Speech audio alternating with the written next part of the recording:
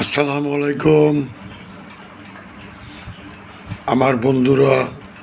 আজ পবিত্র বৃহস্পতিবার।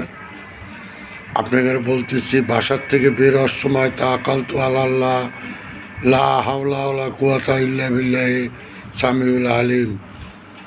যখন বাসে উঠবেন এই দোয়াই পড়বেন,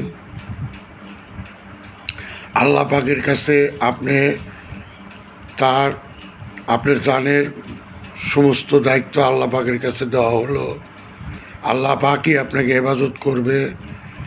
আর কোনো সময় টেনশন করবেন না। মনে রাখিবেন, বাড়ি আপনার সাথে যাবে না, গাড়ি আপনার সাথে যাবে না। 10 তলা 20 তলা 50 তলা 150 বিঘে আপনার সাথে যাবে না। খালি হাতে আপনার যেতে হবে। ঠিক আছে, কোনো টেনশন করবেন না। যে কয়েকদিন বেঁচে থাকেন বিসমিল্লাহির রহমানির রহিম আল্লাহর নাম ভরসা করে বেঁচে থাকবেন। ধন্যবাদ। আসসালামু আলাইকুম।